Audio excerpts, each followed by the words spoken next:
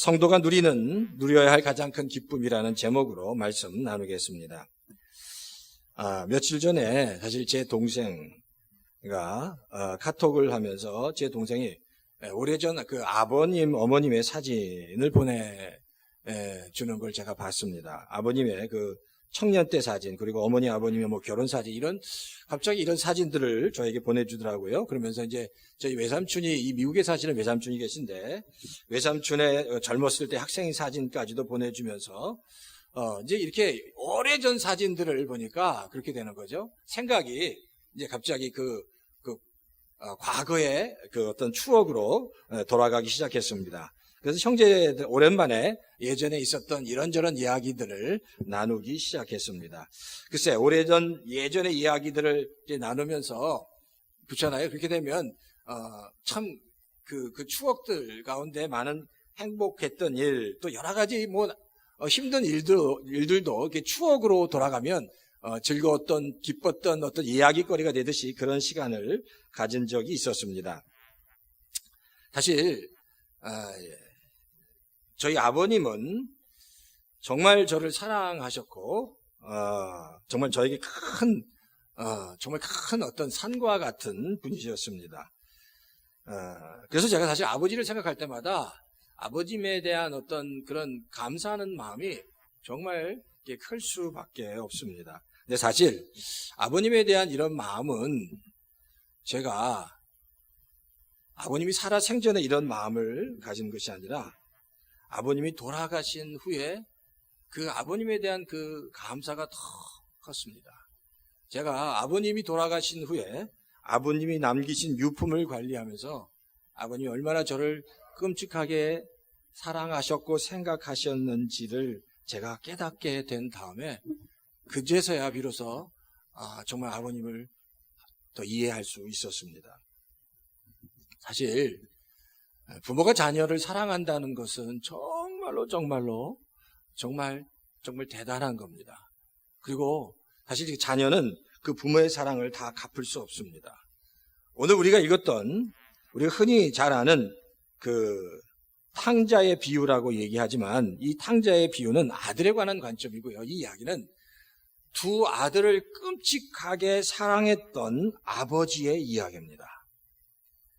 정말 두 아들을 끔찍하게 사랑했던 아버지의 이야기, 그리고 그 사랑을 받은 두 아들의 이야기를 기록하고 있습니다.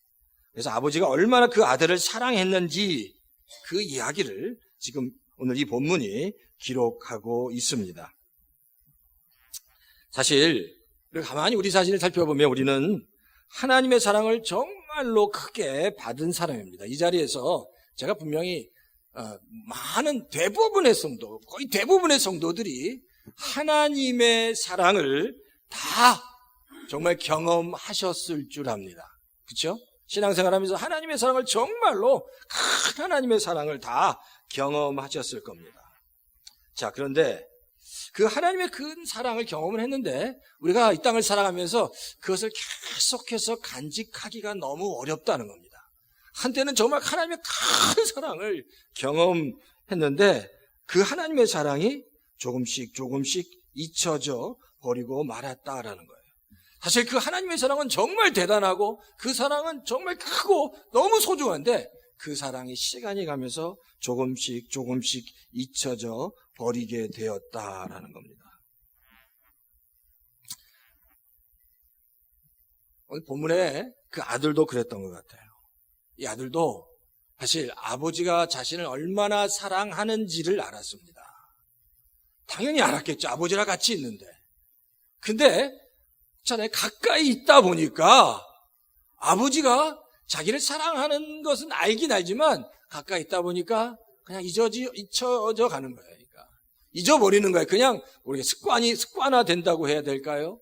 그냥 아버지의 사랑이 깨달아지긴 깨달아지는데 그냥 크게 느껴지지 못하는 것 같은 것 같아요. 그래서 이 아들이 아버지의 사랑을 잊어가다가 집을 떠나게 됩니다. 한번 집을 떠나보자.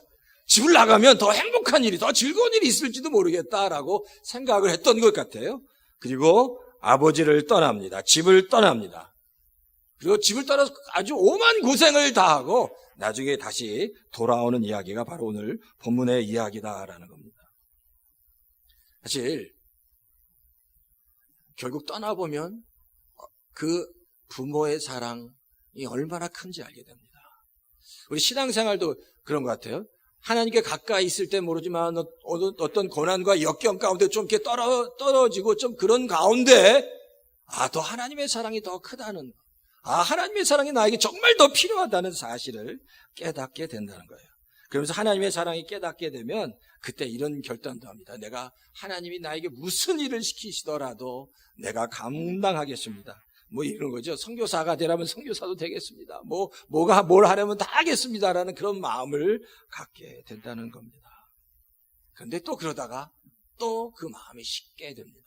그 사실 하나님께서 받아서 주신 그 은혜로 이렇게 그냥 그 영적인 은혜가 그 희럽됐다가 가득 찼다가 충만하다가 또 식고 다시 하나님의 은혜로 다시 충만하게 채움받고 이런 사이클이 신앙생활이라고 얘기할 수 있습니다. 그런데 가만히 보면 언젠가 이렇게 어떤 삶이나 신앙이 이렇게 막 식어졌을 때 그것이 빨리 회복이 돼야 되는데 회복되지 못하는 몇 가지 이유가 생깁니다. 근데 그 몇 가지 이유를 가만히 분석해 보면 이런 것 같아요. 내가 아버지의 사랑이 필요하지만 아버지의 사랑보다 더 좋은 것이 생기는 겁니다. 세상에서 아버지의 사랑보다 더 좋은 게 생깁니다. 아버지의 사랑 없이도 세상에 있는 것으로 내가 더 행복해질 수 있을까라는 생각을 하게 됩니다. 또 한 가지는 하나님 아버지의 사랑만으로는 부족해. 그것만으로는 부족해. 뭔가 또 다른 게 나에게 필요해라고 그렇게 생각할 수도 있습니다. 근데 굉장히 합리적이고 논리적이고 맞는 얘기 같지만 그렇지 않습니다. 가장 중요한 건 우리 하나님의 백성들에게 가장 중요한 건 하나님의 사랑입니다. 하나님의 사랑이 내 인생의 내 삶의 가장 기본에 가장 든든한 버팀목, 기본 기초가 되어야 그 위에 다른 것들을 세워갈 수 있습니다. 하나님의 사랑 없이는 하나님께서 주시는 그 은혜로 충만해지지 않고서는 그 어떤 것을 세워도 인생에게는 참된 만족함이 없다라는 겁니다. 그러니까 인생은 하나님과의 관계가 열려야 합니다. 하나님과의 관계가 활짝 열려야 합니다. 문이 열려야 합니다. 문이 열릴 때 그때 하나님의 역사를 경험하게 된다는 겁니다. 자, 그럼 보세요. 한번 한 두 가지 정도로 그러면 그 하나님과의 관계가 하나님과 그 관계 어떻게 회복될 수 있느냐. 첫 번째는 오늘 본문에서 얘기한 것처럼 하나님의 백성은 그 관계를 분명하게 다시 세울 수 있어야 합니다. 날마다 그 관계를 다시 분명하게 세워야 합니다. 그리고 그 분명하게 세워진 관계를 통해서 하나님과의 그 영적인 소통이 확 열리는 역사가 일어나야 합니다. 그게 바로 관계입니다. 예전에 제가 한국에 갔을 때 제 옆에 젊은 그 여자 대학생이 한번 앉은 적이 있습니다. 지금 해리 정도 대학교 한 2학년 정도 됐던 자매 같아요. 그런데 이제 저랑 같이 탔는데 굉장히 이렇게 좀 하이퍼가 돼 있는 것 같아요. 굉장히 이렇게 하이퍼가 됐습니다. 뭔가 이렇게 마음이 굉장히 들떠 있는 것 같고 굉장히 이렇게 상기되어 있는 것 같아서 한번 물어봤습니다. 아니 한국까지 가려면 시간이 많이 뭐가 이렇게 좀 상기되어 있냐 제가 한번 그렇게 물어봤습니다. 그랬더니 그 자매가 이렇게 이야기를 하더라고요. 이 비행기에 보이진 않지만 저쪽 비즈니스석이나 그 퍼스트 클래스에 그 G.O.D 그 가수 G.O.D 그룹이 탔다는 겁니다. 그리고 자기는 G.O.D 아주 맹렬한 팬인데 그 G.O.D를 생각만 하면 제가 너무나도 기쁘다는 거예요. 그래서 한국에 도착하면 그 G.O.D와 같이 사진도 찍고 사인도 받고 그게 그 할 생각을 생각하니까 너무너무 기쁘다는 겁니다. 근데 그 얘기를 제가 들으면서 근데 저는 사실 G.O.D 팬도 아니고 G.O.D랑 상관도 없으니까 아무 상관이 없습니다.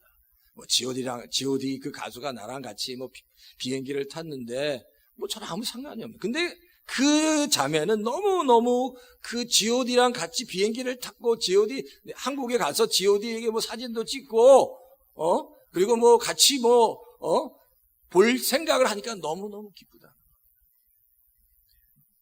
그러니까 그 G.O.D에 관심이 있으니까 G.O.D에 관심 있고 G.O.D와 그런 어떤 교제할 생각을 하니까 그 교제라는 그 관계를 통해서 그 자매에게 어떤 에너지가 흘러 들어간다는 겁니다. 바로 그 관계라는 게 그런 것 같아요. 하나님과의 관계가 올바로 세워지면 그 관계를 통해서 하나님께서 하나님의 백성들에게 부어주시는 놀라운 영적인 에너지가 부어지기 때문에 하나님과의 관계가 올바로 세워져야 한다는 겁니다. 사실 포도원 품꾼의 비유를 보면 우리 성도님들이 잘 아듯이 아침에 9시에 온 품꾼 그리고 오후 5시에 온 품꾼을 주인이 같은 품삯을 주었다는 이야기입니다. 근데 이제 이거죠. 아니 나는 아침에 왔는데 어떻게 오후 5시에 온 품꾼과 같은 품삯을 줄 수 있습니까? 라고 이제 아침에 온 일꾼이 이제 분노하면서 화를 내는 게 바로 이 비유의 내용인데, 사실 이 비유의 내용을 사실 주인과의 관점으로 보면, 돈의 관점과 주인의 관점으로 보면 굉장히 큰 차이가 있습니다. 사실 이 비유를 그 품꾼과 주인과의 관점에서 본다면, 그 관계, 주인과의 관계의 관점에서 본다면 9시에 온 품꾼 그 사람은 굉장히 기쁠 수밖에 없습니다. 왜냐하면 9시에 와서 오랫동안 주인과 같이 만나고 교제하고 함께 있을 생각을 한다면 9시에 온 그 일꾼 품꾼은 너무너무 행복할 수밖에 없다는 거예요. 그러니까 그 교제 관점, 관계 관점에서 보면 그렇다는 거예요. 근데 이 비유를, 이 관계를 돈으로 보면 이거 9시에 온 사람은 이게 말이 안 되는 겁니다. 나는 아침부터 일했는데 어떻게 오후 5시부터 일한 사람과 똑같이 돈을 받을 수 있냐는 거죠. 그러니까 인생을 어떤 돈의 관점, 물질의 관점으로 보는 사람과 관계의 관점으로 보는 것은 천지 차이가 있다는 겁니다. 인생이 정말 하나님의 은혜와 복 가운데, 축복 가운데 다시 세워지는 가장 중요한 요소, 요인은 하나님과 나 사이에 올바른 관계로 날마다 세워져 가고 있는지를 늘 확인해야 하는 겁니다. 하나님과의 관계, 그 하나님과의 관계가 너무너무 중요하다라는 겁니다. 사실 조그만 시각만 바뀌어도 인생이 바뀝니다. 근데 이 관점만 바뀌면 세상에서 이 모양 저 모양으로 사는 것도 다 중요합니다. 세상에서 정말 물질의 축복도 받아야 되고 세상에도 정말 필요한 것들 다 얻어야 되고 좋은 지위에 나가는 것도 다 중요하지만 가장 중요한 것은 그 모든 것보다 가장 내가 지금 하나님과 올바른 관계 가운데 있는가, 올바른 관계 가운데 세워져서 그 관계, 그 교제를 통해서 하나님의 생명의 은혜와 능력이 나에게 충만하게 채워져 가고 있는가를 우리가 날마다 확인할 수 있어야 합니다. 하나님과의 관계가 열리면, 하나님과의 관계가 통하면 다른 모든 일들이 다 자연스럽게 해결된다라는 그 믿음과 신앙이 우리에게 있어야 합니다. 예전에 제가 한 달 정도 CCC 우리 청년들이 단기 선교를 갔던 청년에게 들은 이야기입니다. 사실 그 단기 선교를 갈 때 미국에서 태어나서 잘했던 청년들이 무슨 중국을 간다든지 무슨 캄보디아나 베트남이나 이런 데 가게 되면 그 상황이 굉장히 열악할 수밖에 없습니다. 그러니까 잠을 잔다든지 밥을 먹는다든지 화장실을 간다든지 그 모든 것들이 정말 열악한 상황일 수밖에 없다는 거예요. 근데 그 중에 또 유독 정말 여린 자매가 있었답니다. 그런 열악한 환경에서 과연 그걸 다 버틸 수 있을까라고 이게 걱정이 되는 자매가 있었는데 정말 오지와 같은 선교지에서 복음을 전하는데 이제 대학생들이 다 들어간 거예요. 시골로 다 들어가서 복음을 전하기 시작하는데 그 환경이 정말 열악해서 제일 걱정이 됐던 한 자매가 그렇게 힘들고 어려운 환경에 갔는데 이게 힘들다고 불평을 하는 게 아니라 날마다 싱글벙글 막 너무 좋아한다는 거예요. 너무 막 좋아하는 거예요. 그래서 그 팀장이 너무너무 이상해서 그 자매랑 아주 친한 옆에 친구한테 물어봤다는 거예요. 아니, 이 자매가 도대체 이렇게 힘들고 어려운데 왜 이렇게 싱글벙글하고 싱글벙글하냐고 물었더니 그 친구와 팀장님, 이 그룹에 이 자매가 정말로 좋아하는 남자 오빠가 있어요. 그러니까 그 오빠랑 같이 있으니까 너무너무 좋아하고 있어요 라고 얘기했다는 겁니다. 제가 너무너무 좋아하는 오빠가 같이 있으니까 환경이 뭐 먹는 것도 자는 것도 다 힘들고 어렵지만 그게 아무런 문제가 되지 않았다는 겁니다. 그렇죠? 그 관계입니다. 관계. 만약에 우리가 정말 하나님을 정말로 하나님과의 그 올바른 관계 가운데 하나님이 주시는 그 관계를 통해서 부어주시는 하나님의 생명이 우리 안에 충만하게 채워지면 우리가 이 땅을 살아갈 때 어떤 어려움이나 많은 장애들도 능히 쉽게 이겨 나갈 수 있다는 겁니다. 그러니까 가장 중요한 게 하나님과의 관계고 그 관계 가운데 그 하나님의 관계가 활짝 열리고 통하게 되는 역사가 우리 열린교회와 성도님 가운데 있어야 될 줄 믿습니다. 그런 역사가 우리 온 성도들과 열린 가운데 있기를 주의 이름으로 축원합니다. 자, 두 번째는 감사로 우리의 삶을 증폭시켜야 한다는 겁니다. 사실 오늘 본문의 말씀도 가만히 읽어보면 첫째 아들이나 둘째 아들, 사실 이 아들들이 정말 감사할 제목이 많이 있습니다. 이 아버지, 지금 이 본문에 나오는 이 아버지는 정말로 좋은 아버지입니다. 아들을 끔찍하게 생각했습니다. 사실 아들이 재산을 달라고 했을 때 재산을 먼저 띄어서 주는 그런 아버지가 없습니다. 다 먼저 띄어서 줬습니다. 그래, 한번 갔다 와봐. 자식을 보낸 다음에 그냥 보낸 게 아니라 또 언제 돌아올까 노심초사 기다렸습니다. 방탕하게 자기가 가져간 돈을 다 쓰고 돌아와도 그 아들이 돌아왔을 때 그 아들을 다 품으로 안아서 다 그의 필요한 것들을 다 다시 채워준 아버지가 바로 이 아버지였습니다. 근데 이 본문에 보면 이 아들은, 특히 아버지의 품을 떠났던 이 둘째 아들은 그 아버지가 얼마나 소중한 분인지 감사하지 못했다는 겁니다. 그가 돌아오기 전까지 그 아버지에 감사하지 못했다는 겁니다. 우리가 이 땅을 살아가면서 그런 것 같아요. 사실 우리의 삶 주변에 우리가 때때로 많이 힘든 일들도 있지만 우리가 우리 자신을 돌아보면 감사할 수 있는 많은 것들이 있습니다. 근데 그 감사한 것들을 하면 할수록 그 감사를 통해서 하나님이 주시는 기쁨이 더 증폭된다는 겁니다. 제가 계속해서 말씀드리는 것처럼 디모데 전서 5장 18절에 항상 범사에 감사하라고 말씀합니다. 범사에 감사하는 것은 내 삶에 일어나는 모든 것들에 대해서 감사하는 겁니다.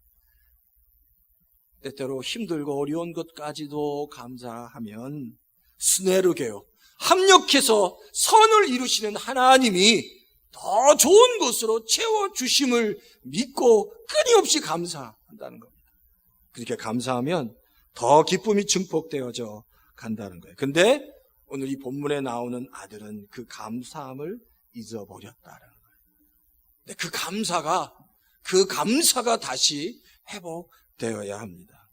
그래서 사실 감사의 첫 번째 단계는 나에게 이미 주신, 내가 이미 가지고 있는 것들에 대해서 먼저 철저하게 감사해야 합니다. 글쎄요, 성도님이 이런 예화를 들어보셨을 텐데 어떤 사람이 좋은 구두가 없다고 원망했습니다. 나는 좋은 구두가 없어요 라고 원망했습니다. 근데 옆에 사람을 보니까 그 사람은 다리가 없습니다. 난 좋은 구두가 없다고 원망했는데 옆에 사람은 그 구두를 신을 다리가 없는 겁니다. 어떤 사람은 내 아들이 정말 말도 안 듣는 망나니라고, 정말 내 속을 바짝바짝 썩히는 그 아들이라고 그렇게 불평을 해야 됐는데 옆에 사람을 보니까 옆에 사람은 자식이 없습니다. 이런 거예요. 나는 그런 자식이라도 있으면 좋겠다라는 눈빛이라는 거예요. 어떤 사람은 정말 이렇게 이 직장이 너무너무 힘들다고, 나를 너무 어렵게 한다고 직장에 대해서 불평을 했습니다. 근데 옆 사람을 보니까 직장이 없는 거예요. 그렇게 불평할 직장만이라도 있으면 좋겠다는 겁니다. 사실 우리의 삶을 보면 우리가 불평한다거나 또 우리가 힘들다고 생각하는 그 모든 것들을 보면 사실 이미 하나님 우리에게 많은 것들을 주셨습니다. 많은 것들을 주셨습니다. 우리가 힘들지만 우리가 우리 자신을 돌아보면 이미 하나님 우리에게 많은 것들을 주셨고 그 많은 것들을 받고 우리가 감사해 갈 때 하나님께서 주신 놀라운 은혜가, 기쁨이 더 증폭되어져 간다라는 겁니다. 잠언서 3장 6절에 말씀하는 것처럼 너는 범사에 그를 인정하라.